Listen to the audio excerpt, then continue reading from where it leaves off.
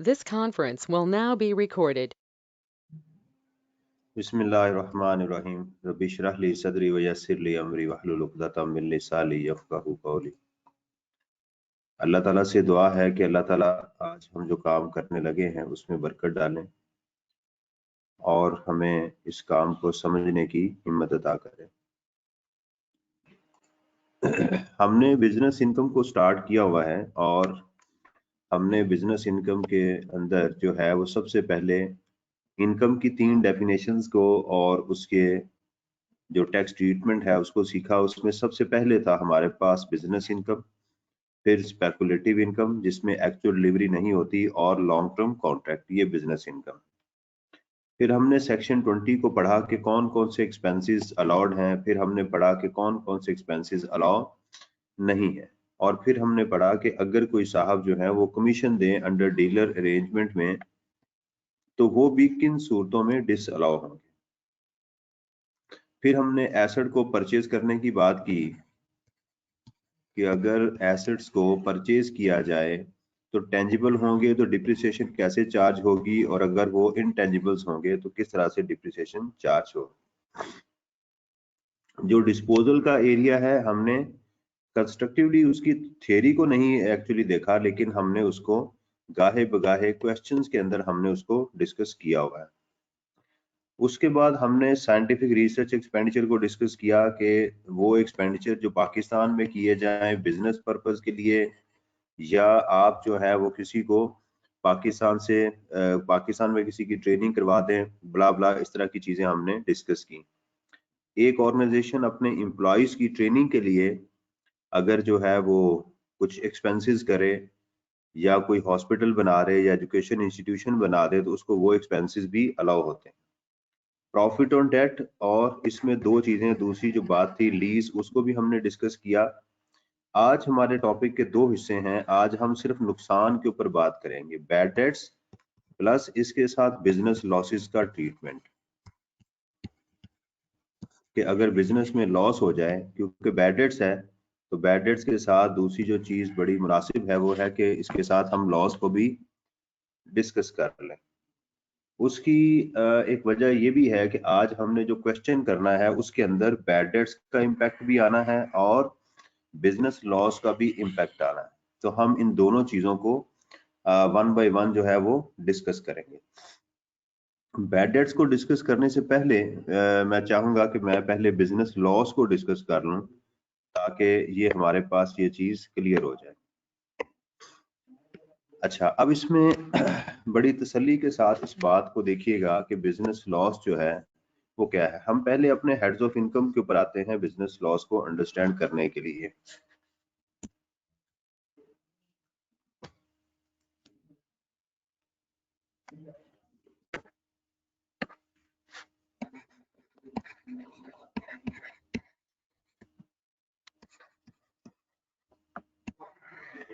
Business loss के लिए पहले हमें अपने हेड्स ऑफ इनकम को जरा अंडरस्टैंड करना चाहिए। हमारे पास एक हेड है इनकम फ्रॉम सैलरी का, दूसरा है इनकम फ्रॉम प्रॉपर्टी, और उसके बाद है बिजनेस, फिर है कैपिटल गेन्स, और उसके बाद है इनकम फ्रॉम अदर सोर्सेज। अभी हम सिर्फ बिजनेस की बात करने लगे हैं कि अगर बिजनेस में लॉस हो जाए तो उसका क्या तरीकेकार है। ये सुनिएगा, सिर्फ बिजनेस में अगर किसी वजह से लॉस हो जाए तो उसका क्या तरीकेकार है। बिजनेस में अगर लॉस हो जाए तो वो आपका किसी भी हेड में एडजस्ट हो सकता है, वो आपके किसी हेड में क्या हो सकता है, एडजस्ट हो सकता है, राइट। अच्छा, अभी मैंने इसको जरा मैं वेट कर लूं कि क्या ये इनकम फ्रॉम प्रॉपर्टी में पहले था कि कोई लॉस इनकम फ्रॉम प्रॉपर्टी में एडजस्ट नहीं हो सकता। ये इसको मैं देख के फिर आपको मैं कंफर्म कर दूंगा। फिलहाल आप ये भी ये समझें कि बिजनेस का लॉस जो है वो अपने से किसी और हेड में एडजस्ट हो सकता है। फॉर एग्जांपल, अगर हम बात करें 2020 की, तो बिजनेस में अगर हमें लॉस हो गया 100 रुपीज का, और कैपिटल गेन में हमें गेन है 20 का, और इनकम फ्रॉम अदर सोर्सेज में हमारे पास यहाँ पर भी 30 का गेन है, यहाँ पर हमारे पास लॉस है। तो अब क्या करेंगे, अब होगा ये, आपको एक चीज मैं बता चुका हूं कि इनकम नेगेटिव नहीं होती। अब होगा क्या कि 100 में से ये 20 भी एडजस्ट हो गए, ये 30 भी एडजस्ट हो गए, अंडरस्टैंड। बाकी हमारे पास बच गए 50। तो ये 50 जो है ये कैरी फॉरवर्ड हो जाएंगे। ये कैरी फॉरवर्ड होने से क्या मुराद है, अब इसको सुनिएगा। कैरी फॉरवर्ड होने से मुराद ये है,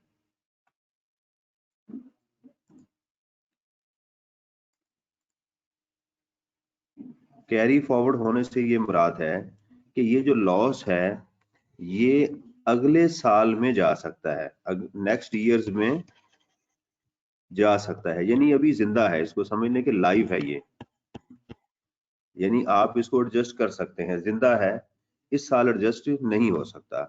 अब आगे हम 2021 के अंदर अगले साल में चले गए।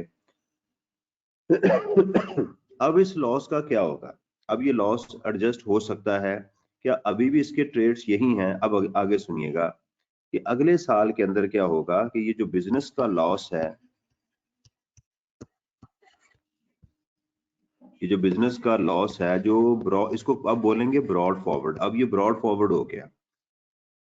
ब्रॉड फॉरवर्ड जो लॉस होगा वो इस साल सिर्फ बिजनेस इनकम में से एडजस्ट होगा, ये बात याद रखें।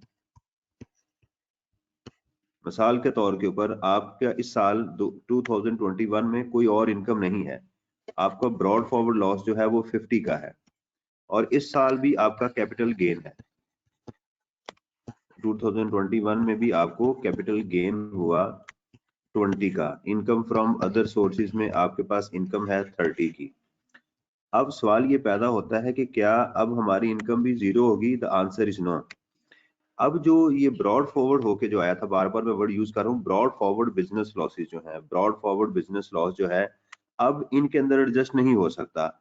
अब ये मजीद आगे कैरी फॉरवर्ड हो जाएगा, और ये जो है ये हमारी टैक्सेबल इनकम का हिस्सा बन जाएगी, ये वाली इनकम, अंडरस्टैंड।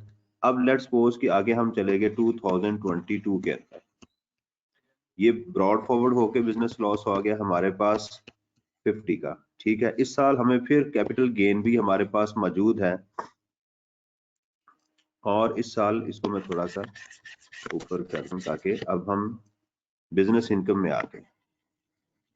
2022 के अंदर हमारे पास अब बिजनेस इनकम मौजूद है, ठीक है, वो है हमारे पास 100 की, और हमारे पास आ गया ये ब्रॉड फॉरवर्ड लॉसेस, वो थे 50 के। कैपिटल गेन आ गया हमारे पास 20 का, और इनकम फ्रॉम अदर सोर्सेज भी आ गई 30 की। अब क्या होगा, ये लॉस था।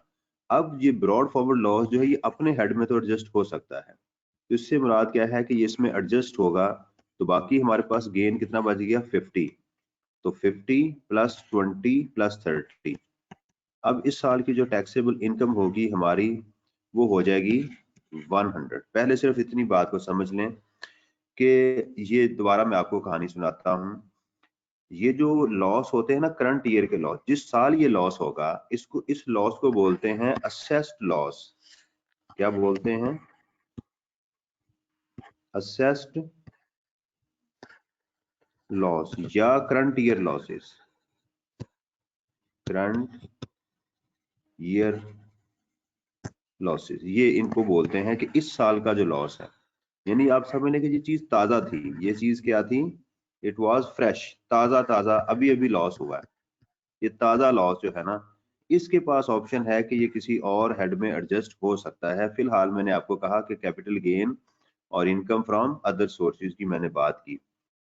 जब ये लॉस एक साल पड़ा रहेगा ना, तो हम इसको कह लें कि ये बासी हो गया बेचारा। अब अगले सालों में लॉस क्या हो गया, ये ताजा नहीं रहा, इसको एक साल गुजर गया है। अब जो है ना ये लॉस, ये जो ब्रॉड फॉरवर्ड लॉसेज होते हैं, तो ब्रॉड फॉरवर्ड लॉसेज जो होते हैं ये बिजनेस में ही एडजस्ट हो सकते हैं, किसी और हेड में एडजस्ट नहीं हो सकते, ठीक है। अब ये कैरी फॉरवर्ड होते रहेंगे, क्या होंगे, ये कैरी फॉरवर्ड होंगे। अब यहाँ एक स्टूडेंट के जहन में सवाल आ सकता है, सर हाउ लॉन्ग, ये जो जिंदा है इसकी जिंदगी कितनी है, इसकी जिंदगी सुनिएगा कितनी है, ये कितने सालों तक कैरी फॉरवर्ड हो सकता है। ये लॉस हुआ हमें 2020 में, ठीक है, यहां से कैरी फॉरवर्ड हो गया, ये था इस साल ताजा था, अब आगे सुनिएगा, इसकी अब लाइफ है 6 ईयर्स। लाइफ कितनी है? 6 ईयर्स। 21, 22, 23, 24, 25, 1, 2, 3, 4, 5 एंड 26। तो 26 तक जो है ना इसकी लाइफ है। अगर ये लॉस एडजस्ट होता गया, लेट्स सपोज कि आपको लॉस हुआ 100 का, मैं अब एग्जांपल ले रहा हूँ, यहाँ कोई एडजस्ट नहीं हुआ, यहाँ भी एडजस्ट नहीं हुआ, यहाँ 50 का एडजस्ट हो गया, तो 50 आगे कैरी फॉरवर्ड हो गया, ठीक है। यहाँ 50 का एडजस्ट हो गया, यहाँ 10 का एडजस्ट हो गया, ठीक है, यहाँ 10 का एडजस्ट हो गया, यहाँ भी 10 का एडजस्ट हुआ, तो बाकी क्या बचा हमारा? देखिएगा 50, 10, 10 और 10, 100 जो है उसमें से 80 हमने 6 सालों में एडजस्ट कर लिया, तो अब ये खत्म हो गया। बाकी कितना बचा? 20, ये डेड हो गया, खत्म हो गया, यानी इसकी लाइफ जो है वो 6 साल है। ये आगे चलता जाएगा ये। तो दोबारा आपको बताता हूँ, बिजनेस जो लॉस है वो जो करंट ईयर में होगा वो किसी दूसरे हेड में एडजस्ट हो सकता है, जिसको असेस्ड लॉस कहते हैं। ये टर्म आपने याद रखनी है, या करंट ईयर लॉसेस हैं। जब ये ताजगी इसकी खत्म हो जाएगी, जब ये अगले साल में चला जाएगा, तो अगले साल में फिर ये किसी और हेड में एडजस्ट नहीं होगा, ये बिजनेस का सिर्फ बिजनेस में ही एडजस्ट हो सकता है, ठीक है। कितने सालों तक ये ताजा रहेगा, यानी ये लाइव रहेगा, जिंदा रहेगा? 6 सालों तक ये लाइव रहेगा, उसके बाद ये खत्म हो जाएगा, ये बात है। अब यहाँ पर एक और बात सुनिएगा। अब यहाँ पर एक स्टूडेंट के जहन में जो सवाल आता है कि सर आप कहते हैं कि हमें जो बिजनेस इनकम है वो हमें 2 स्टेप्स में सॉल्व करनी चाहिए। पहले हम कहते हैं business income before depreciation and amortisation,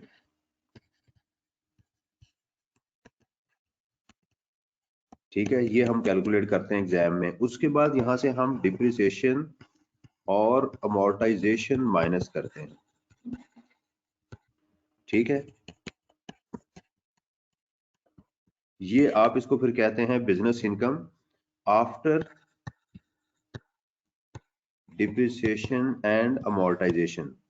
अब इसकी आपको मैं समझाने लगा हूं, इसकी रीजन क्या है, मैं क्यों ऐसे करवाता था आपको, उसकी वजह सुनिएगा। देखिए ये वाला जो कॉन्सेप्ट होता है ना लॉस का, ये पहले साल तो नहीं होता, ये पहले साल नहीं होता, ठीक है। इसको जरा आपने सुनना है। लॉ ने ये कहा कि आपके बिजनेस में एक्सपेंसेस 2 तरह के होते हैं, ठीक है। मैंने भी इसको ऐसे ही 2 कैटेगरी में डिवाइड किया हुआ है। एक आपका एक्सपेंस होता है जो आपके नॉर्मल एक्सपेंसेस जो होते हैं उनकी वजह से होता है,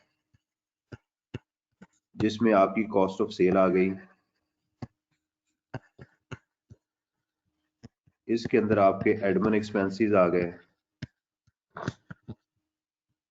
इसमें आपकी सैलरीज आ गई, वेजेस आ गई, जो भी है, सैलरीज, वेजेस, रिपेयर, ये सारे एक्सपेंसेस हैं। अब दूसरे एक्सपेंसेस वो हैं जो आपकी डिप्रिसिएशन की और अमोर्टाइजेशन की जो है, यानी कैपिटल एक्सपेंडिचर्स कहते हैं, डिप्रिसिएशन एंड अमोर्टाइजेशन। इसके हमारे सेक्शन कौन सा है? सेक्शन 22, 23, 24, 25। ये भी एक्सपेंसेस है ना जो इनकम को कम करते हैं। अब देखिएगा कॉस्ट ऑफ सेल में भी डेप्रिसिएशन होगी, और इसके अंदर कोई इंटेंजिबल्स की अमोर्टाइजेशन भी हो सकती है। इसी तरह आपके एडमिन एक्सपेंसेस में भी डिप्रिसिएशन हो सकती है या अमोर्टाइजेशन हो सकती है मौजूद, राइट। अच्छा, ये जितनी जो भी डिप्रिसिएशन या अमोर्टाइजेशन कहीं भी पड़ी होगी, जो इसकी वजह से एक्सपेंसेस होंगे ना, उनको हम अलग करते हैं। क्यों करते हैं? सुनिएगा। जो लॉसेस इन एक्सपेंसेस की वजह से होते हैं उनकी लाइफ 6 ईयर्स होती है। उनकी लाइफ कितनी देर तक कैरी फॉरवर्ड हो सकते हैं? 6 ईयर तक। लेकिन जो लॉसेस इस डिप्रिसिएशन और अमोर्टाइजेशन की वजह से होती है ना, उनकी लाइफ अनलिमिटेड होती है। बस आपने भी इतनी बात ही समझनी है कि इसकी लाइफ अनलिमिटेड होती है। इससे क्या मुराद है? इससे मुराद ये है, चूंकि हमारे एक्सपेंसेस की लाइफ में फर्क है, इसलिए हमें इन एक्सपेंसेस, इस लॉस को अलग करना पड़ता है, इस लॉस को अलग करना पड़ता है, क्योंकि इसकी लाइफ जो है वो अनलिमिटेड है और इसकी लाइफ जो है वो लिमिटेड है। दूसरी बात सुनिएगा, लॉ कहता है कि जब आप अपनी बिजनेस इनकम में से एक्सपेंसेस को माइनस करें, तो पहले नंबर 1 इनको माइनस करें, जब ये सारे माइनस हों तो फिर आपने इसको माइनस करना है। ठीक है, दोबारा सुनिएगा, आप बिजनेस में जो एक्सपेंसेस माइनस करते हैं, एक वो एक्सपेंसेस हैं जो आपको सेक्शन 20 और 21 ने आपको कहे हुए हैं सारे, यानी जो भी एक्सपेंसेस नॉर्मल आपके बिजनेस के हैं। कुछ एक्सपेंसेस वो हैं जो आपके डिप्रिसिएशन और अमोर्टाइजेशन की वजह से आते हैं। ठीक है, नॉर्मल हालात में तो इनको कोई फर्क नहीं पड़ेगा, हम सारे भी माइनस कर सकते हैं, लेकिन इसको फर्क कब पड़ेगा, जब लॉस हो जाएगा। जब हमें लॉस होता है ना, तो फिर इसकी बाइफर्केशन हमारे लिए इंपॉर्टेंट हो जाती है। इसकी बाइफर्केशन हमारे लिए इंपॉर्टेंट होती है। क्यों? हमें पहले फिर ये माइनस करने होते हैं, बाद में हमें डिप्रिसिएशन वाले माइनस करने होते हैं। ठीक है, उसकी वजह क्या है कि इनकी लाइफ जो है वो 6 ईयर होती है, इनकी लाइफ कोई नहीं होती। ये चीज इसके अंदर हमें कंसिडर करना पड़ती है। ठीक है, दूसरी बात, अगर हम लॉसेस को एडजस्ट करेंगे, सुनिएगा क्या करेंगे, एडजस्ट करेंगे, इनकी एडजस्टमेंट होगी, तो एडजस्टमेंट पहले इनकी होगी बाद में इनकी होगी। तो दो चीजें कॉमन होगी, पहले इन एक्सपेंसेस को माइनस करेंगे, बाद में हम कैपिटल एक्सपेंडिचर्स को माइनस करेंगे। नंबर 2, जब एडजस्टमेंट होगी, जब ये ब्रॉड फॉरवर्ड होके आएंगे, तो पहले इनकी एडजस्टमेंट होगी, बाद में इनकी एडजस्टमेंट होगी। चलें एक एक एग्जांपल से इसको समझते हैं। अब देखिएगा, लेट्स सपोज कि मेरे पास बिजनेस इनकम है, मैंने उसकी कैलकुलेशन की 2020 के अंदर, तो मेरा जो रेवेन्यू था इस साल का वो था लेट्स सपोज 1 लाख रुपए। ठीक है, इसमें से मैंने क्या किया, सैलरीज माइनस की, वो थी मेरी सैलरीज 50,000। ठीक है, रिपेयर माइनस की, वो थी मेरी 30,000। ठीक है, कुछ उसके बाद परचेजेस थी, या कॉस्ट ऑफ सेल कह लें, डिप्रिसिएशन के अलावा मेरी जो कॉस्ट ऑफ सेल थी, मैंने यहाँ परचेजेस नहीं लिखा क्योंकि कॉस्ट ऑफ सेल और परचेजेस में फर्क होता है, वो बाद में आपको बताऊंगा। वो आपने माइनस कर दी लेट्स सपोज 80,000। ठीक है जी, अब देखिएगा हमारे पास क्या हुआ कि हमें लॉस हो गया 30,000 का। ये बात नोट करनी है, लॉस हो गया बिजनेस में 30,000 का। अभी तक हमने इसमें से डिप्रिसिएशन और अमोर्टाइजेशन को माइनस नहीं किया। ठीक है, यही हमारा जो है ना वो तरीकेकार। चलें हम अब डिप्रिसिएशन को भी माइनस करते हैं, इस साल की, ये करंट ईयर की बात है। हमने इसमें से डिप्रिसिएशन माइनस की और फिर एसेट्स की अमोर्टाइजेशन को हमने इसमें से माइनस किया। तो डिप्रिसिएशन थी हमारी 20 और अमोर्टाइजेशन थी हमारी वो भी 20,000। तो जब इनको कम किया तो ये मजीद हमारा जो था वो लॉस, एक्चुअल लॉस कितना हो गया, 60 का। एक्चुअल लॉस कितना हो गया हमारा, 60 का। इसको कहेंगे करंट ईयर लॉस या assessed loss, current year loss या assessed loss after depreciation and amortization. ठीक है, अब देखिएगा, अब ये जो लॉस हुआ है हमें हमें दो लॉस हो गया, एक वो था जो डिप्रिसिएशन से पहले वाला था और एक वो था जो डिप्रिसिएशन के बाद वाला था। अब सुनिएगा, लेट्स सपोज कि इस साल हमारी कोई इनकम नहीं है, ये कहीं एडजस्ट नहीं हुआ, तो हम इसको करेंगे कैरी फॉरवर्ड। बिजनेस लॉस कितना है, 60,000 का। ये बात जरा इंपॉर्टेंट समझनी,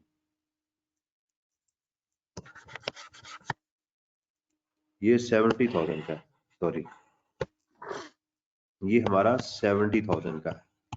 तो हम लिखेंगे कैरी फॉरवर्ड बिजनेस लॉसेस 70,000। पहले टर्म्स को समझें। ठीक है, कैरी फॉरवर्ड 70,000, ये कैरी फॉरवर्ड हो गया।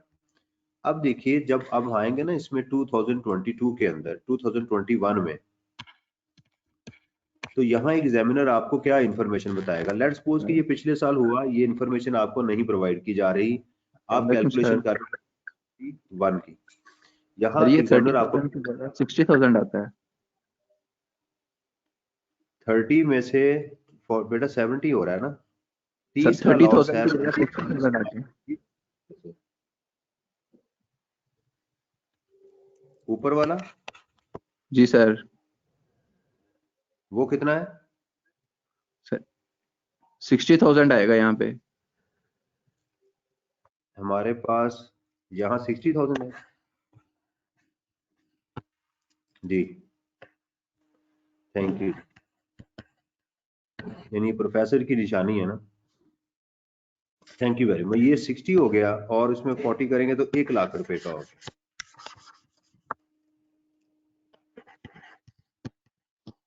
ये आप कैलकुलेशन में मेरे से क्यों गलत करवा रहे हैं? आपको ठीक कैलकुलेशन करनी चाहिए थी। अच्छा जी जी, ये 1 लाख रुपए हो गए। अब 2021 में ये इंफॉर्मेशन आपको कैसे मिलेगी, ये बहुत इंपॉर्टेंट है। आपको ये इंफॉर्मेशन कैसे मिलेगी एग्जाम में, ये बात बड़ी इंपॉर्टेंट है। अब ये पूरा डेटा तो नहीं एग्जामिनर आपको प्रोड्यूस करके देगा, वो आपको बताएगा ब्रॉड फॉरवर्ड बिजनेस लॉसेस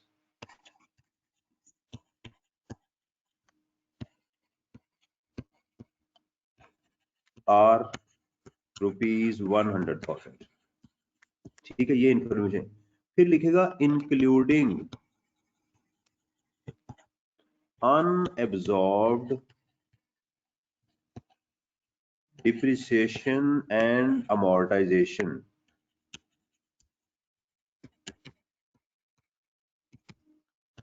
₹40,000। ये इंफॉर्मेशन बताएगा। इस लाइन को पढ़ना बहुत इंपॉर्टेंट। असल ये बात थी जो मैं आपको समझाना चाह रहा था। वो आपको बताएगा कि इस जो आपको बिजनेस लॉसेस ब्रॉड फॉरवर्ड होके आए हैं उसमें 1 लाख रुपए है, जिसमें अनएब्जॉर्ब डिप्रिसिएशन और अमोर्टाइजेशन इतनी है। अनएब्जॉर्ब डिप्रिसिएशन और अमोर्टाइजेशन कितनी है, ये वाली। ये अनएब्जॉर्ब से क्या मुराद है, जरा पहले वो सुनिएगा। देखें, ये जो एक्सपेंसेस है ना, ये जो एक्सपेंसेस जो आपके माइनस हो रहे होते हैं, इसको कहते हैं एब्जॉर्ब हो रहे हैं। ये दो एक लफ्ज है, एब्जॉर्ब होना या एडजस्ट होना, ये एक ही लफ्ज है। एब्जॉर्ब या एडजस्ट होना, ये सेम लफ्ज है टैक्स की लैंग्वेज में। चीज एब्जॉर्ब हो गई एक्सपेंसेस या एडजस्ट हो गए। तो जब हम कहेंगे अनएब्जॉर्ब तो कहेंगे अनएडजस्टेड, जो एडजस्ट नहीं हो सकी। अब देखिएगा, एग्जामिनर ने हमें दो इंफॉर्मेशन प्रोवाइड कर दी। उसने कहा जो 1 लाख रुपया है ना, इसके अंदर 60,000 के लॉसेस हैं, वो हैं जिनकी लाइफ 6 ईयर है। जिनकी लाइफ कितनी है, जो ब्रॉड फॉरवर्ड होके आ रहे हैं उनकी लाइफ 6 ईयर है। और दूसरा, उसमें 40,000 के वो लॉसेस हैं जो डिप्रिसिएशन की वजह से हैं और उनकी लाइफ अनलिमिटेड है। दूसरा, एग्जामिनर हमें ये इंफॉर्मेशन प्रोवाइड कर रहा है कि अपने इस साल के लॉस में से, इस साल की इनकम में से, नंबर 1 तुमने इसको एडजस्ट करना है, नंबर 2 तुमने बाद में इसको एडजस्ट करना है। यानी इस लाइन से मुझे ये इंफॉर्मेशन जो है ना वो कंक्लूड करनी है कि एग्जामिनर मुझे कह रहा है इस लाइन के अंदर कि बेटा 60,000 तुमने पहले एडजस्ट करना है और ये जो 40,000 है इसको बाद में एडजस्ट करना है। अच्छा, ये इंफॉर्मेशन एक और तरीके से भी हो सकती है कि एग्जामिनर आपको डायरेक्ट ये बात बता दे कि ब्रॉड फॉरवर्ड लॉसेस 60,000 और उसमें लिख दे कि ब्रॉड फॉरवर्ड अनएब्जॉर्ब डिप्रिसिएशन 40,000। तो ये इंफॉर्मेशन आपको एग्जाम में अलग अलग भी मिल सकती है। बात वही है कि ये लॉसेस जो हैं ये पहले एडजस्ट होने हैं, ये लॉसेस बाद में एडजस्ट होने हैं। अच्छा, यहाँ पर एक सवाल पैदा होगा, आप कहेंगे सर ये वाले लॉसेस, ये तो वो डिप्रिसिएशन है जो प्रीवियसली ब्रॉड फॉरवर्ड होके आ रही है, तो सर इस साल की भी तो आपकी होगी ना। लेट्स सपोज कि ये 2021 है, तो इस साल की डिप्रिसिएशन और अमोर्टाइजेशन का क्या करें? क्या उसको पहले एडजस्ट कर लें? The answer is no. मैं, क्योंकि डिप्रिसिएशन और अमोर्टाइजेशन ये ब्रॉड फॉरवर्ड होके आ रही हो या इस साल की हो, ये बात याद रखें, इस डिप्रिसिएशन को हमेशा लास्ट में आपने माइनस करना है। इसको क्या करना है आपने, हमेशा लास्ट में। आपकी ब्रॉड फॉरवर्ड पिछले सालों की डिप्रिसिएशन आ रही है, अनएब्जॉर्ब डिप्रिसिएशन, या इस साल की डिप्रिसिएशन, दोनों को आपने एंड पे माइनस करना है। दोनों को एंड पे माइनस करना है। अच्छा, अब तरीकाकार क्या हुआ, जरा चले अब हम इसको थोड़ा सा मजीद कंक्लूड करते हैं। अब तरीकेकार क्या हुआ, हम एग्जाम में ये किया करेंगे कि हमारे पास आ गया लेट्स सपोज ऊपर अकाउंटिंग प्रॉफिट। अब मैं इसको न्यूमेरिकली जो है ना वो बताने लगा। Accounting profit as per account, आप इसमें लिखेंगे एड इनएडमिसिबल एक्सपेंडिचर्स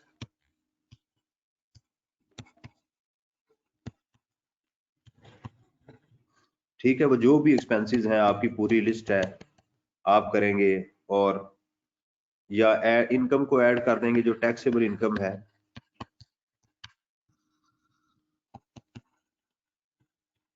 और इसमें से आप क्या करेंगे, लेस कर देंगे एडमिसिबल एक्सपेंडिचर या जो भी आपकी और कोई इनकम इसमें कोई और हेड है, less other heads of income, other heads of income. लेकिन यहां जब आप एक्सपेंसेस को लेस करेंगे ना, तो ये बात याद रखिएगा, यहां डिप्रिसिएशन नहीं होनी चाहिए। ये आप आगे यहां पर इसको आप कहेंगे business income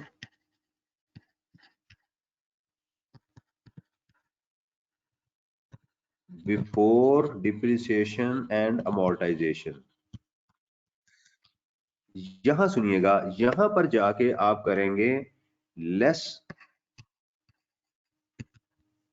broad forward business losses, और यहां डिप्रिसिएशन नहीं होनी चाहिए। ये वाले जो लॉसेस आप एडजस्ट करने लगे हैं, यहां देखिएगा, ना यहां डिप्रिसिएशन है ना यहां डिप्रिसिएशन है, ये बात ध्यान में रखनी है। ना यहां डिप्रिसिएशन है ना यहां डिप्रिसिएशन है। लेट्स सपोज यहां पॉजिटिव आंसर आ गया, इस पॉजिटिव आंसर में से आपने क्या करना है, फिर आप यहां से करेंगे लेस अनएब्जॉर्ब्ड, यहां नहीं, अनएब्जॉर्ब्ड की बजाय आप यहां लिखें लेस डिप्रिसिएशन एंड अमोर्टाइजेशन। ठीक है, वो इसको ऊपर लिख लें ब्रॉड फॉरवर्ड को या नीचे लिख लें, कोई फर्क नहीं पड़ता। ब्रॉड फॉरवर्ड और करंट ईयर ये आपने यहां से माइनस कर देनी। यह आप बिजनेस इनकम, हो सकता है फिर लॉस आ जाए, लेकिन आपने सवाल का फॉर्मेट ये जहन में रख लेना है कि मैंने क्वेश्चन को इन एनी केस मेरे पास बिजनेस में लॉसेस ब्रॉड फॉरवर्ड आ रहे हैं या नहीं आ रहे, मैंने काम ऐसे ही करना है। तो आज एक नई चीज मैंने आपको बताई कि एक ये लाइन आ गई यहाँ पर, देखिएगा। पहले अभी तक हम अपना क्वेश्चन उसी पैटर्न पे करते थे कि पहले हम तमाम एक्सपेंसेस को एडजस्ट करते थे और डिप्रिसिएशन और अमोर्टाइजेशन को बाद में करते थे। एक नई चीज आपके पास क्या आई है, वो ये वाली है कि मैंने अब यहाँ पर इन दोनों के दरमियान में ब्रॉड फॉरवर्ड लॉसेस को पहले माइनस किया, और यहाँ एक नई चीज आ गई ब्रॉड फॉरवर्ड डिप्रिसिएशन। यहाँ पर कुछ सवाल हो तो पूछ लें, फिर मैं आगे चलूंगा मैं।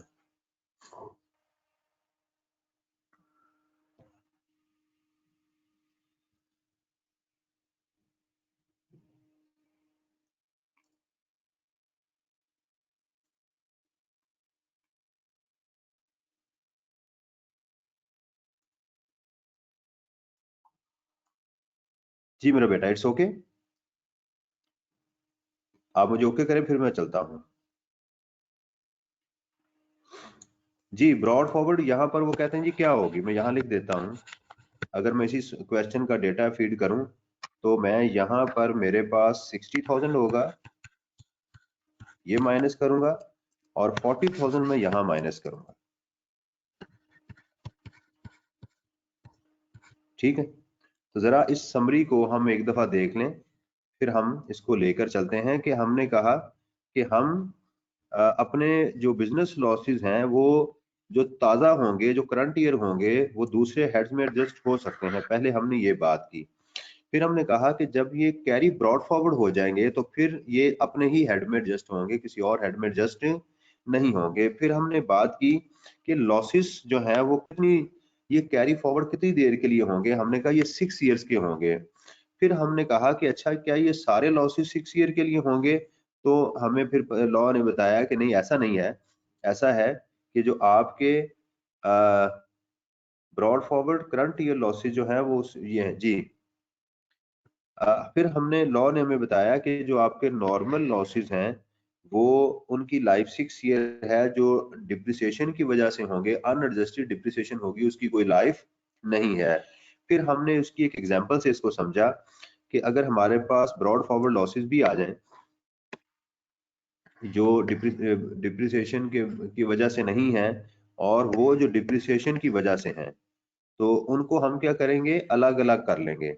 जैसे 60,000 ये है और 40,000 ये है, फिर हमने देखा कि एग्जामिनर हमें कैसे बताएगा, हमने कहा एग्जामिनर इस तरह से बताएगा, उससे ये मुराद होगी। फिर हमने कहा कि न्यूमेरिकल में इसको कैसे करना है, तो हमने कहा कि न्यूमेरिकल में हम अपना अकाउंटिंग प्रॉफिट लिखेंगे और उसमें से तमाम एडजस्टमेंट डाल देंगे, लेकिन डिप्रिसिएशन और अमोर्टाइजेशन को रहने देंगे। और जब हमारे पास प्रॉफिट आ जाएगा बिफोर डिप्रिसिएशन एंड अमोर्टाइजेशन, तो फिर उसमें से ब्रॉड फॉरवर्ड लॉस को एडजस्ट करेंगे। उसके बाद सारी डिप्रिसिएशन पिछले सालों की भी और इसको इकट्ठा करके माइनस कर देंगे। ये मैंने बात की। फिर अगर हमारे पास यहाँ को पॉजिटिव आंसर आएगा तो हमारी टैक्सेबल इनकम में वो चला जाएगा। ठीक हो गया। चलें अब जरा हम बात करते हैं एक इसके आखिरी पॉइंट की। वो ये है कि ये जो हमने स्टार्ट में चैप्टर 1 के अंदर ये बात डिस्कस की थी कि हमारी जो इनकम होती है वो दो तरह की होती है। एक को हम पाकिस्तान सोर्स इनकम कहते हैं और एक को हम फॉरेन सोर्स इनकम कहते हैं। अच्छा, अब सवाल ये है कि क्या ये बिजनेस इनकम पाकिस्तान का तो अभी हमने डिस्कस कर लिया है, तो फॉरेन में भी तो लॉस हो सकता है ना, उसका क्या होगा? सुनिएगा, जो फॉरेन लॉसेस हैं, ये बात याद रखें, फॉरेन लॉसेस अपनी फॉरेन बिजनेस इनकम के अगेंस्ट ही एडजस्ट होते हैं। ये पाकिस्तान सोर्स इनकम के अगेंस्ट एडजस्ट नहीं हो सकते। फॉर एग्जांपल, जैसे आपके एग्जाम में आया कि उसको एक बर्लिन के अंदर उसके पास एक होटल था और उसका जो है वो उसके अगेंस्ट जर्मनी में भी उसके पास एक होटल है, तो उसको यहाँ पर गेन हो गया 100 का, यहाँ पर उसको 50 का लॉस हो गया, तो ये इसके अगेंस्ट एडजस्ट हो। लेट्स सपोज कि ये 150 है, इसको इसके अगेंस्ट, अब बाकी क्या बचा इसका 50। ये दोनों फॉरेन है ना, जर्मन भी और बर्लिन भी दोनों फॉरेन है, तो उसका 50 का लॉस बच गया, ये कैरी फॉरवर्ड होगा। लेट्स सपोज कि इसी साल उसकी पाकिस्तान से भी बिजनेस इनकम थी 200, तो सवाल ये पैदा होता है कि क्या ये 250 में एडजस्ट नहीं हो सकता? The answer is no. The answer is no. Foreign losses आपकी पाकिस्तान की इनकम के अगेंस्ट एडजस्ट नहीं हो सकते। इस मिसाल को ऐसे जहन में ले आए कि जो फॉरेन में लोग होते हैं वो अक्सर पाकिस्तान में आके एडजस्ट नहीं होते। ये बात समझ आ गई? अब ये कैरी फॉरवर्ड होगा कितने सालों के लिए? 6 ईयर्स के लिए। तो अगले सालों के लिए क्या बन जाएगा? ये ब्रॉड फॉरवर्ड बन जाएगा, ये 50 होगा। अंडरस्टैंड? ये इसी तरह से ही चलता रहेगा। जितनी अभी बात आपके एग्जाम में आ चुकी है मैं वही आपको बता रहा हूँ। लेकिन अगर सिचुएशन उलट हो, सिचुएशन ये हो कि हमें अगर पाकिस्तान में लॉस हो गया है 200 का और हमें बर्लिन में गेन हो गया 100 का, प्लस हमें जो है वो इसमें भी गेन हो गया 150 का, जर्मन में भी हमें गेन हो गया, यहाँ लॉस है। लॉस, पाकिस्तानी लॉस जो है ना वो इसके अगेंस्ट एडजस्ट हो सकता है। अंडरस्टैंड? अब देखिएगा, इसको हम अगर हम कैलकुलेट करें तो हम लिखेंगे एग्जाम में बिजनेस इनकम, ठीक है, वो हमारी आ गई लॉस पाकिस्तान का, और हम फॉरेन लॉस को करेंगे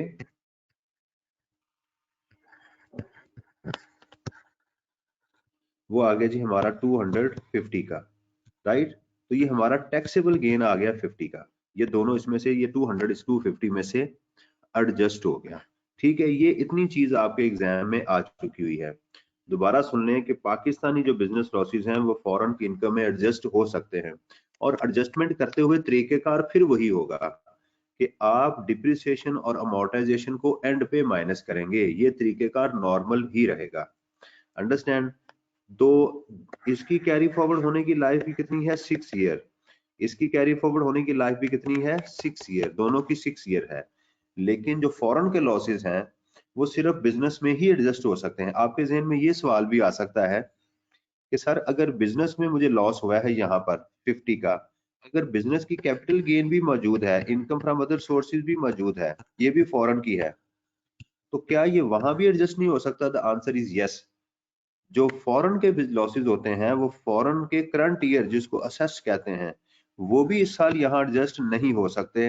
ये कैरी फॉरवर्ड ही होगा और यहाँ पर 50 की हमारी फॉरेन सोर्स इनकम में गेन आ जाएगा। दोबारा सुन लें, ये जो नॉर्मल मॉडल था कि पाकिस्तान की, ये जो मैंने आपको बात एक बताई थी कि पाकिस्तान के जो लॉसेस हैं ये वाले, जो असेस्ड लॉस होते हैं, जो ताजा लॉस जिसको कहा जाता है, वो हो सकते हैं एडजस्ट क्या फॉरेन में भी ये मॉडल है? The answer is no. Foreign source income के लिए ये मॉडल नहीं है। फॉरेन सोर्स की बिजनेस इनकम में ही एडजस्ट होगी। अगर वो ना एडजस्ट हुई तो वो आगे कैरी फॉरवर्ड हो जाएगी। कैरी फॉरवर्ड कितने सालों के लिए होगी? वो 6 ईयर्स के लिए कैरी फॉरवर्ड होगी। ये बात मैंने आपको यहां तक बताई है। इट्स ओके जी। ये एक बात हमारी मुकम्मल हो गई। ठीक है, अब चलते हैं हम अपने दूसरे सेगमेंट के ऊपर। जो हमारा टॉपिक है वो था बैड डेट्स का। जरा बैड डेट्स को हम देखते हैं।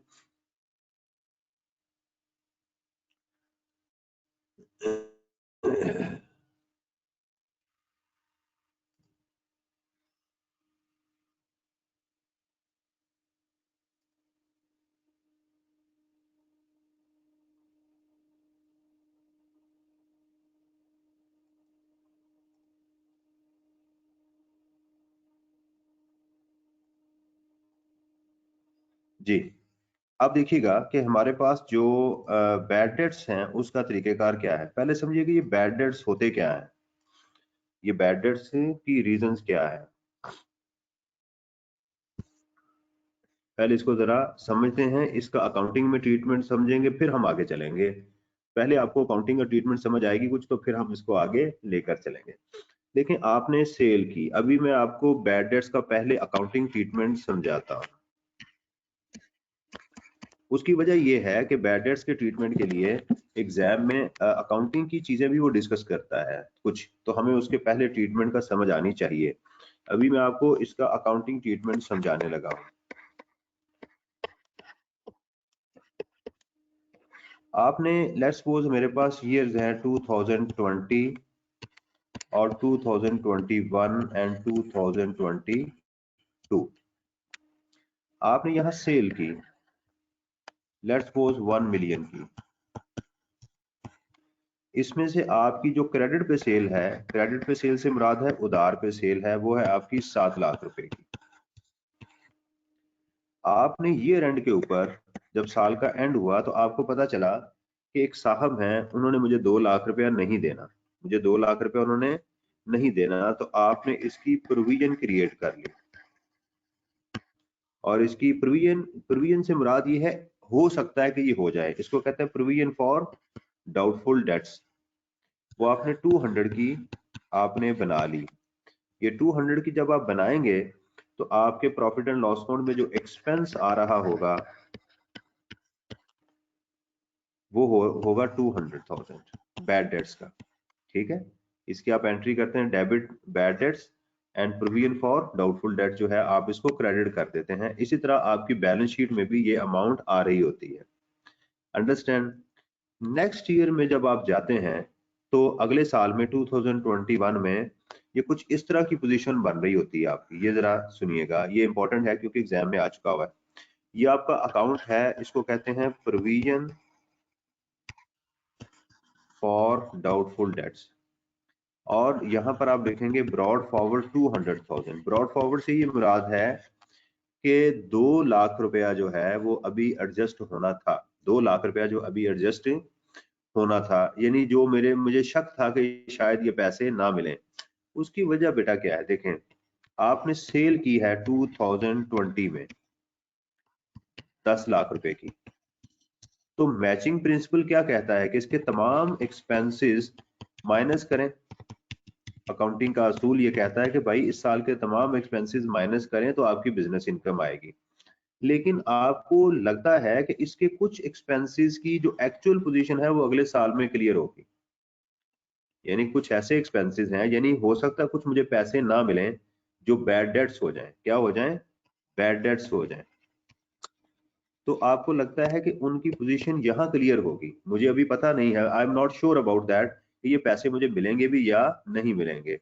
उसके लिए लॉ का एक वर्ड यूज करता है प्रोविजन का।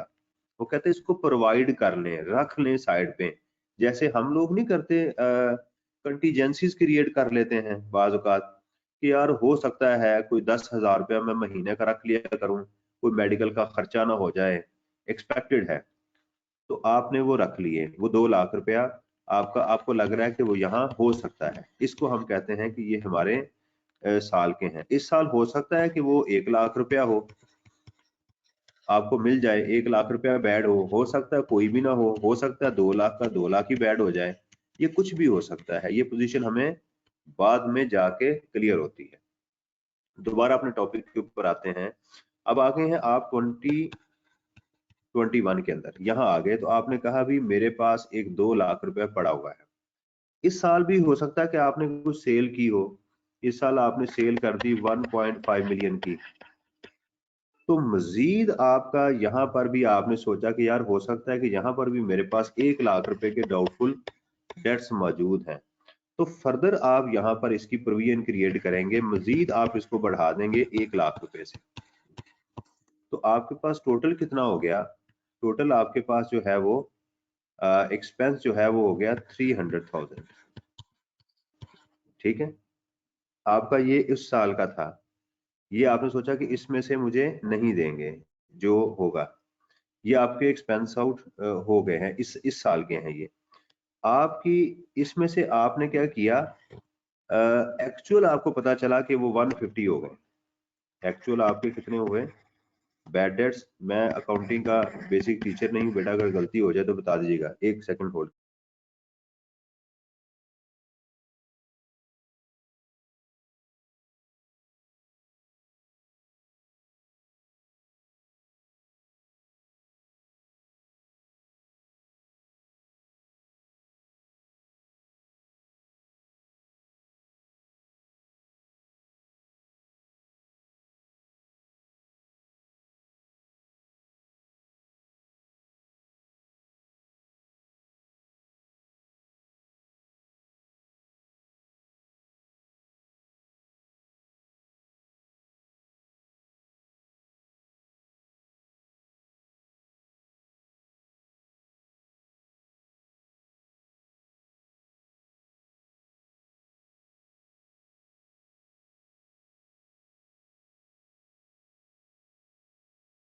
जी, तो अब ये देखिएगा कि ये जो अकाउंट है, हम ये कहेंगे कि जनाब हमारे पास टोटल जो थी वो 3 लाख की हमारे पास थे, 150 हो गए, तो यहाँ पर कैरी डाउन कितने होंगे, यानी अगले सालों में कितने चले जाएंगे, 150 चले जाएंगे। इस अकाउंट को जरा समझिएगा, इस अकाउंट में हमें 2 इंफॉर्मेशन मिली।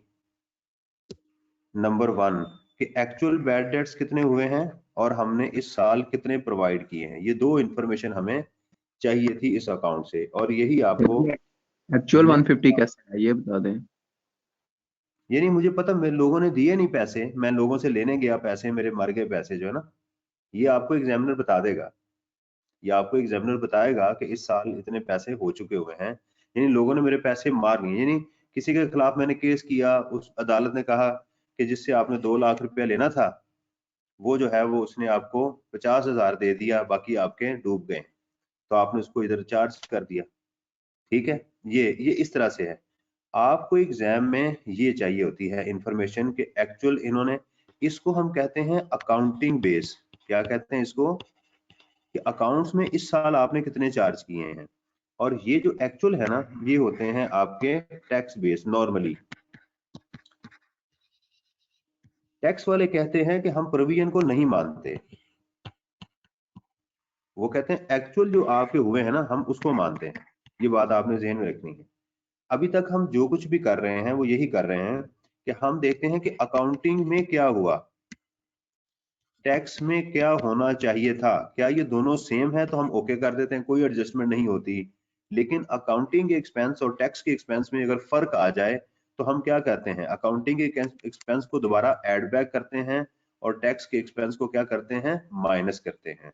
तो इस तरह की इंफॉर्मेशन हमें एग्जाम में मिल जाती है। अंडरस्टैंड? चलें अब जरा कानून को पढ़ते हैं, लॉ को पढ़ते हैं, फिर देखते हैं कि ये बैड डेट्स क्या कहते हैं, फिर उसके बाद हम इसकी इलस्ट्रेशन करेंगे।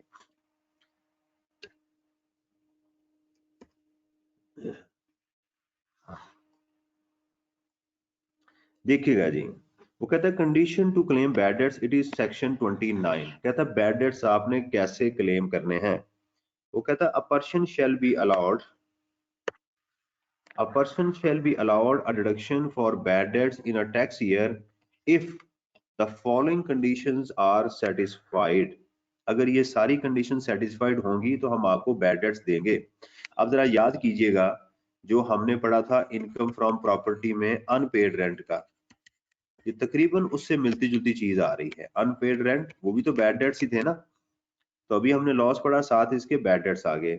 The amount of debt was previously included in the person's income from business chargeable to tax। जिस चीज की आप मेरे से बैड डेट्स क्लेम करने जा रहे हैं, ये प्रीवियसली प्रीवियसली मीन कि इससे पहले आपने इसको, यानी लेट्स सपोज कि आज हम बात करें इफ वी टॉक अबाउट 2022, तो प्रीवियसली मीन 21 22 किसी भी साल आपने इस इनकम को, बिजनेस इनकम को टैक्स दिया हुआ था, यानी टैक्स में इसने प्रॉफिट एंड लॉस अकाउंट में आपने ऐड किया हुआ था। ये बात जो है वो यहाँ पर हो रही है। अब सवाल ये पैदा होता है कि वो क्या हालात हो सकते हैं कि हमारे बैड डेट्स तो हो गए हैं लेकिन वो इनकम चार्जेबल टैक्स नहीं थी, यानी हमने उस इनकम को कभी शो नहीं किया। दोबारा सुन लें, कुछ ऐसे हालात हो सकते हैं कि वो हमारी इनकम जो है वो प्रीवियसली टैक्सेबल नहीं थी। नंबर वन, वो इनकम थी हमारी एग्जाम्प्ट, मिसाल के तौर पे जैसे राइस है, राइस आपने उगाए, ठीक है, उसकी, और आपने उसको उसकी सेल कर दी, वो पैसे आपके डूब गए, तो ये बैड डेट्स अलाउ नहीं है क्योंकि ये इस इनकम पे टैक्स भी नहीं था। दूसरी चीज सुनिएगा, कंसीलमेंट। आपने किसी को सेल की और टैक्स में उसको शो ही नहीं किया, चुप करके मिसने बन के बैठे रहे हैं, कंसीलमेंट की, तो चूंकि आपने उस पे हमें टैक्स ही नहीं दिया तो बैड डेट्स भी अब आपको नहीं मिलेंगे। तीसरी इनकम है अगर कोई इनकम आपकी फाइनल टैक्स रिजीम में चली जाए, एफटीआर में, तो फाइनल टैक्स रिजीम में तो एक्सपेंस अलाउ ही नहीं होता, एक्सपेंसेस आर नॉट अलाउड। तो इसलिए इन सिचुएशन के अंदर पहली चीज ये शर्त उसने बता दी कि जिस चीज का आप मेरे से बैड डेट्स मांग रहे हो वो पहले टैक्सेबल होनी चाहिए थी। अगर वो टैक्सेबल ही नहीं थी तो तुम उसके बैड डेट्स भी मेरे से क्लेम नहीं कर सकते। एक्चुअली बैड डेट्स है ही रिवर्सल, कि मैंने 100 रुपया पहले ऐड किया इनकम में, तो मुझे पता चला भाई मिले तो 80 हैं, राइट, मैंने 100 ऐड किए थे, तो लॉ कहता कोई बात नहीं 20 माइनस कर लो, तो नेट रिजल्ट क्या होगा आपका 80। ठीक है ना, असल में ये रिवर्सल होती है। अच्छा अगली बात ये सुनिएगा, इसको भी छोड़ दें, अभी हम डायरेक्ट इसके ऊपर आ जाते हैं। The debt or part of the debt is written off in the accounts. अभी जो मैंने अकाउंट्स आपको बना के दिखाया है कि आपने कितने अकाउंट्स किए हैं, इससे मुराद ये है कि जो आपने प्रोविजन क्रिएट की है वो रिटर्न ऑफ नहीं की। प्रोविजन में आपको क्या है, यू आर डाउटफुल, लेकिन जब आप रिटर्न ऑफ करते हैं ना बैड डेट्स को, तो इसको हम कहते हैं कि आप कंफर्म हो गए हैं, उसके अंदर कंफर्मेशन है। तो लॉ कहता है कि प्रोविजन नहीं होनी चाहिए, आपने उसकी एंट्री पास की या नहीं की। ये देखिएगा जो मैंने अकाउंट्स आपको बना के दिखाया था, ये है जो आपने एक्चुअल एंट्री पास की है। वो कहता है कि आपने उसकी एंट्री पास कर दी हुई है। See, there are reasonable ground. Reasonable grounds क्या है, आपको कोर्ट ने बता दिया, केस किया हुआ था, उसकी डेथ हो गई, या उसको जो पैसे लेने थे, ठीक है ना, जो डेट्स हैं उसके ऊपर आपने जो केस करना है, डेट लेना है आपने लेट्स सपोज 50,000 का, तो जो लॉयर है आपसे वो आपसे मांग रहा है जनाब 1 लाख रुपया केस करने का, तो ये रीजनेबल ग्राउंड है ना कि मुझे केस करना ही नहीं चाहिए। ठीक है, तो कहते हैं there are reasonable ground for believing that the debt is irrecoverable.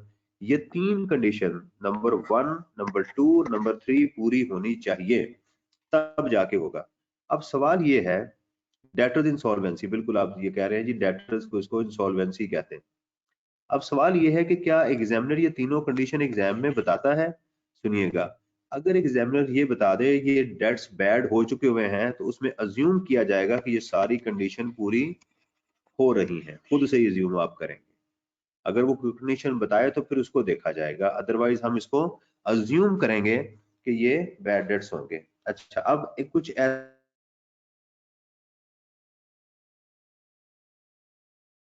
ऐसी एग्जाम्पल जो एक्चुअल बैड डेट्स हैं, जो एक्चुअल बैड डेट्स तो होते हैं लेकिन लॉ उनको अलाउ नहीं करता। सुनिएगा, नंबर 1, आपने एम्प्लॉय को लोन दे दिया, एक एम्प्लॉय को आपने 10 लाख रुपए का लोन दे दिया। मैं भी खुद नहीं बता रहा आपको, एम्प्लॉयज को लोन दे दिया, ठीक है। ईयर 2020 के अंदर 2021 में एम्प्लॉय निकल गया, वापस ही नहीं आया, तो बैड डेट्स हो गए ना, ये आपको अलाउ नहीं है। क्यों? एक्चुअल हुआ है आपका लॉस, अलाउ क्यों नहीं है? अलाउ इसलिए नहीं है कि ये जो आपने एम्प्लॉय को लोन दिया था ये आपकी बिजनेस इनकम नहीं थी, ये आपकी बिजनेस इनकम थी ही नहीं, ये तो आपने लोन दिया हुआ था जो बैड हो गया। उसके लिए बैड डेट्स की पहली शर्त जो है वो यही है कि आप इनकम के अगेंस्ट बैड डेट्स क्लेम कर सकते हैं। इनकम तो, ये तो इनकम थी नहीं, ये तो आपने उसको पैसे दिए, वो लेके दौड़ गया। अच्छा, उसके बाद आपने किसी एसोसिएटेड कंपनी को लोन दे दिया, ठीक है, उसने वापस नहीं किए, तो क्या ये बैड डेट्स अलाउ है? द आंसर इज नो, ये भी बैड डेट्स अलाउ नहीं है। एक एग्जांपल मैं ऑलरेडी आपको दे चुका हूं कि आपकी इनकम ही एग्जेम्प्ट थी, तो वो भी बैड डेट्स आपको अलाउ नहीं है। समझ आ गई? तो आपने स्टक रहना है अपने एग्जाम के अंदर कि वो ये कंडीशन पूरी होनी चाहिए और इसको आपने क्रैम करना है, रट्टा लगाना है। अच्छा, अब आते हैं एक पॉइंट के ऊपर मैं जो छोड़ गया हूं, वो ये है in respect of money lent by a financial institution in deriving income from business chargeable to tax. ये देखिएगा ये क्या चीज है। वो कहता है कि आपने अगर फाइनेंशियल इंस्टीट्यूशन, बैंक्स जो हैं, नॉन जो जितने फाइनेंशियल इंस्टीट्यूशंस हैं हमारे, अगर वो लोन देंगे उनके लिए ये एक्सपेंस बैड डेट्स मिलेंगे उनको। इसका मतलब ये है कि टेक्सटाइल मिल अगर अपने एम्प्लॉयज को लोन देगी, किसी को लोन देगी, उसके लिए बैड डेट्स नहीं है। अगर कोई फाइनेंशियल इंस्टीट्यूशन लोन देगा तो उसके लिए ये अलाउ है, बाकी उसको शर्तें पूरी करनी चाहिए थी। हमारे लिए एग्जाम के लिए जो इंपॉर्टेंट चीज है वो हमारे लिए यही है कि पहली चीज हमने ये याद करनी एग्जाम में कि previously included in the person income from business. दूसरी, the debt or part of debt is written off in the accounts. तीसरी चीज है रीजनेबल ग्राउंड। ये चीज आपने जो मैंने ग्रीन किया इसको आपने याद करना है एग्जाम पर्पस के लिए। अंडरस्टैंड? ये वो चीज असल में हमारी मौजूद थी इसके अंदर। अच्छा जी, न्यूमेरिकल से पहले हम एक ब्रेक करेंगे और उसके साथ हम इसको कंप्लीट करेंगे। ये तो हो गया एक्चुअल बैड डेट्स का, ये तो हो गया हमारा एक्चुअल बैड डेट्स का। अब आती है रिकवरी की बात, जो अक्सर व बेशतर आपके एग्जाम का हिस्सा होती है। ये जो अक्सर व बेशतर आपके एग्जाम का हिस्सा होती है कि जब रिकवरी होगी तो फिर क्या होगा। सुनिएगा, इसका बड़ा सादा और सिंपल असूल है, वही जहन में आपने वो रखना है, तो फिर आपका ये मसला आसान हो जाएगा। देखें, अगर हम उसी एग्जाम्पल को लें कि आपने अकाउंटिंग में क्या किया,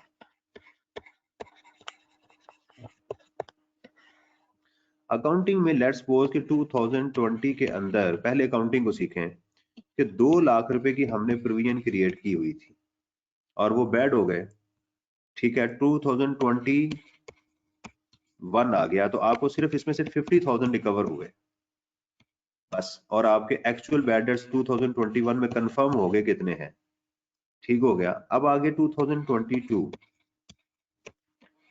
उस बंदे ने मजीद आपको 1 लाख रुपया और दे दिया, रिकवरी हो गई। अब आप क्या करते हैं, इसको जाके अपनी इनकम का हिस्सा बना लेते हैं। ये बात अब गौर करनी है। अकाउंटिंग में क्या किया कि जो रिकवरी होती है आपकी बैड डेट्स की,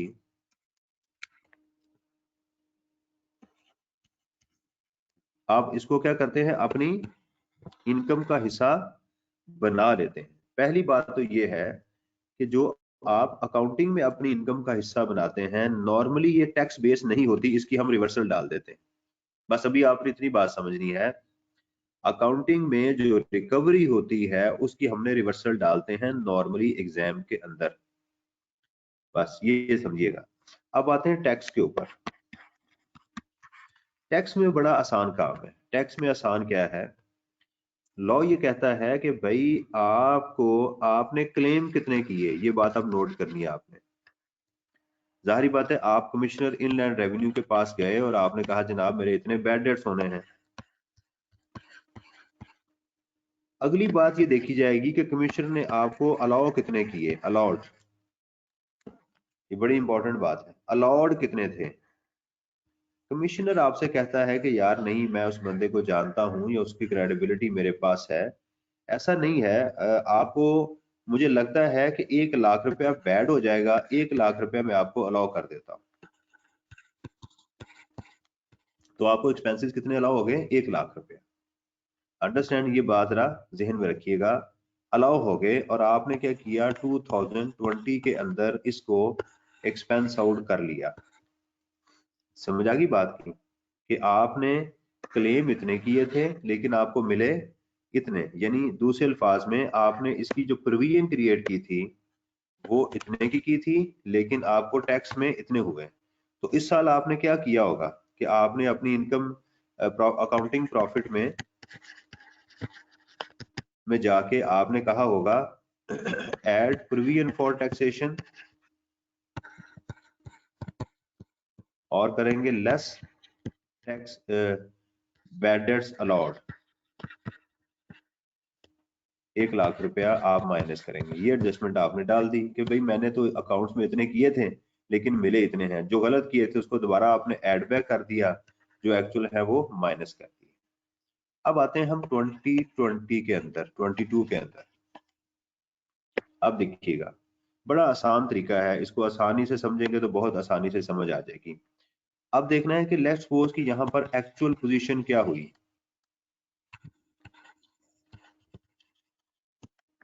ठीक है, आपने लेना था 2 लाख रुपया, ठीक है, आपने लेना था 2 लाख रुपया। ये हो सकता है कि आपके यहाँ पर जो एक्चुअल हुए हैं, एक्चुअल बैड डेट्स,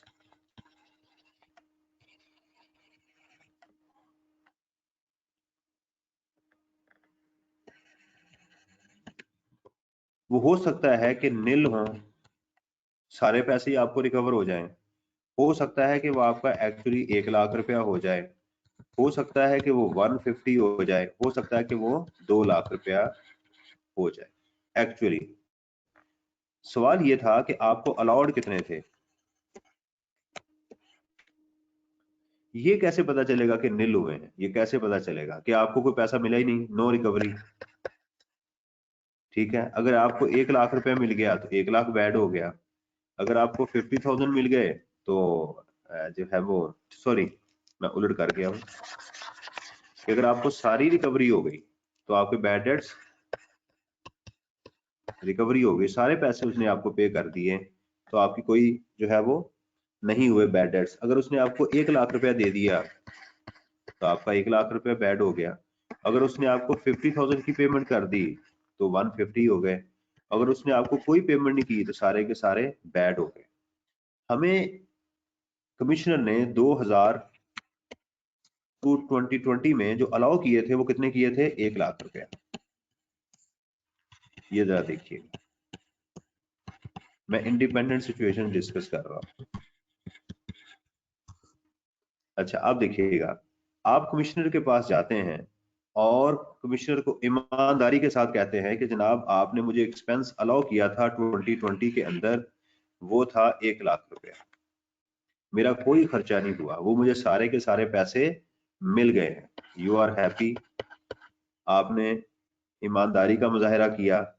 तो टैक्स में क्या होगा, कमिश्नर क्या करेगा, CIR कमिश्नर इनलैंड रेवेन्यू क्या करेगा, वो कहेगा ठीक है मेरे पैसे वापस कर दो, तो ये आपकी इनकम बन जाएगा। ठीक है, यानी आपने उसे कहा कि भाईजान आपने 2000, अब है 2022, हम बात कर रहे हैं 2022 की बात कर रहे हैं।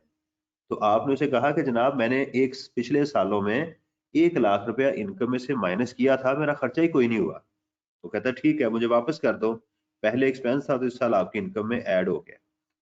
आप कमिश्नर के पास जाके या कहते हैं कि आपने मुझे 1 लाख रुपया कहा था, एक्चुअली भी 1 लाख ही हुआ है, तो कमिश्नर कहता है इट्स ओके, बराबर हो गया काम, 1 लाख का खर्चा था एक्चुअल भी हो गया। दूसरी सिचुएशन में आप कमिश्नर को जाके ये कहते हैं कि जनाब आपने मुझे 1 लाख का कहा था, लेकिन एक्चुअली ये देखें कोर्ट का डिसीजन आ गया, मेरा जो एक्चुअल एक्सपेंस हुआ वो 150 हो गया हुआ है, लेकिन आपने मुझे सिर्फ इजाजत दी थी 100,000 की। तो कमिश्नर कहेगा ठीक है, आप प्लीज 50,000 इस साल की इनकम में से माइनस कर लें एज एन एक्सपेंस।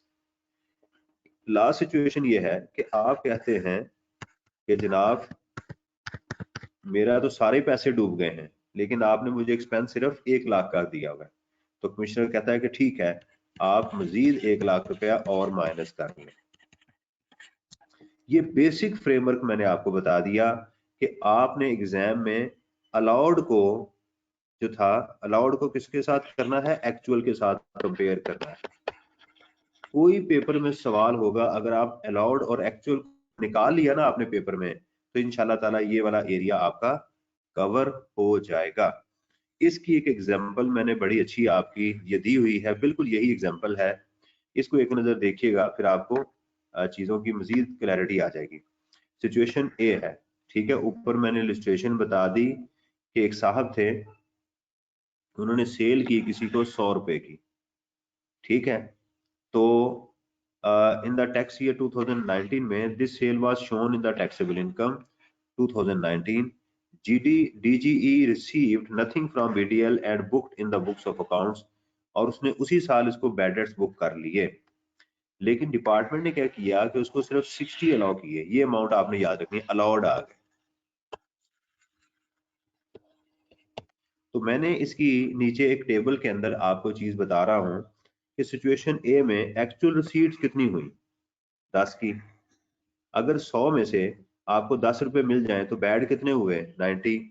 सिचुएशन 2, अगर आपको 30 रुपीज मिल जाए तो बैड कितने हुए, 90। 100 में से आपने किसी से 100 रुपया लेना था, आपको 30 मिले, तो बैड कितने हो गए, 70।